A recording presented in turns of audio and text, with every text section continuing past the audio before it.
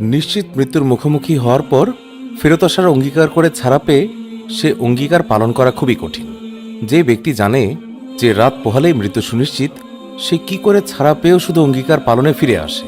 আবার নিশ্চিত মৃত্যু থেকে যার কল্যাণে কোনো ব্যক্তি মুক্তি লাভ করে, সেই ব্যক্তির প্রতি এই শুকরিয়ার ধরনই বা কীরকম হতে পারে? বাদশাহ হাজ্জাজ বিন ইউসুফের শাসনামলে বিভিন্ন বিদ্রোহ ঘটে।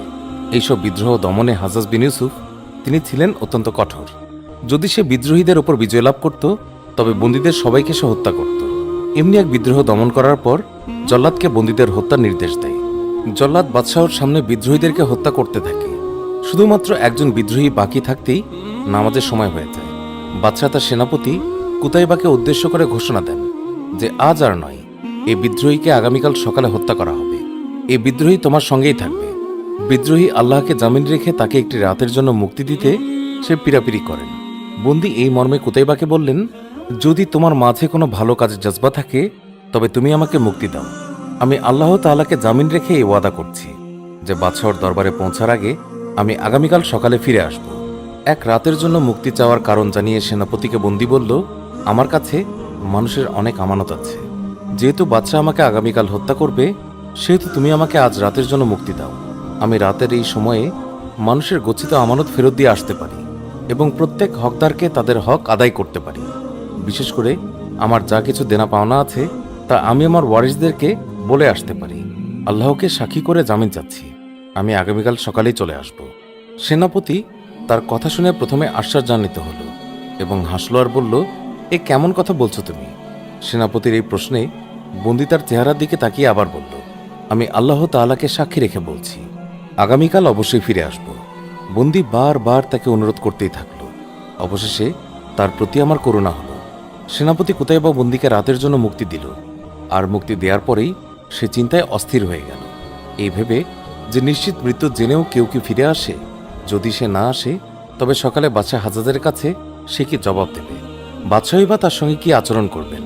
সেনাপতি কুতাইবার জন্য সেই রাত ছিল ভয়ঙ্কর অস্বস্তির রাত, যা চিন্তার দোয়ায় ভরপুর ছিল।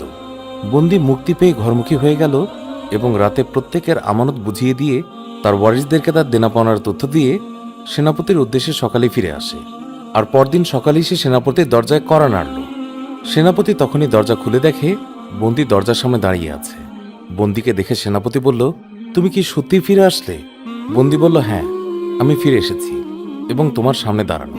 বন্দী বলল, আমি আল্লাহকে জামিনদার করে রেখে গেছি, আর ফিরে আসবো না? এ কেমন করে হয়? সেনাপতি কুতাইবা বন্দীকে নিয়ে হাজ্জাজের দরবারে পৌঁছালো। বন্দীকে দারওয়ানের কাছে রেখে সেনাপতি বাদশার কাছে গেল। হাজ্জাজ সেনাপতিকে দেখা মাত্রই জিজ্ঞাসা করল, কুতাইবা, আমার বন্দী কোথায়?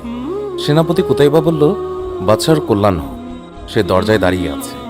সেনাপতি তাকে দরজা থেকে বাদশার কাছে নিয়ে আসলো এবং রাতের মুক্তির ঘটনা এবং সকালে ফিরে আসার বর্ণনা দিল।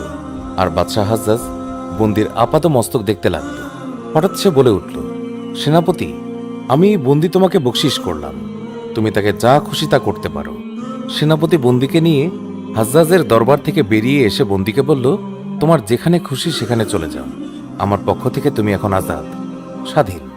বন্দি লোকটি আকাশের দিকে চোখ তুলে বলল, হে আল্লাহ, সকল প্রশংসা তোমারই জন্য। এরপর সে কোনো কথা না বলে এমনকি সেনাপতিকেও ধন্যবাদ না জানিয়ে চলে গেল। তার চলে যাওয়া সেনাপতিকে অবাক করল, কেননা সেনাপতি তাকে হাজ্জাজের হত্যা থেকে বাঁচাতে সর্বাত্মক চেষ্টা করল এবং সফলও হল। অথচ বন্দী সেনাপতিকে কৃতজ্ঞতা জানাল না।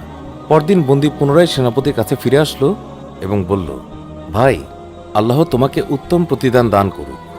আল্লাহর কসম, আমি গতকাল যাওয়ার সময় আল্লাহ তাআলার প্রশংসা আদায় করেছিলাম এবং শুধু তারই কৃতজ্ঞতা প্রকাশ করেছিলাম, কিন্তু তোমার জন্য দোয়া করিনি। আমার তা মনেও আছে। এটাকে তুমি খারাপ মনে করো না। আমি তা এই জন্যই করেছি যে আমি এমনটি পছন্দ করি না যে আল্লাহর প্রশংসা ও কৃতজ্ঞতার সঙ্গে অন্য কাউকে শরিক করি।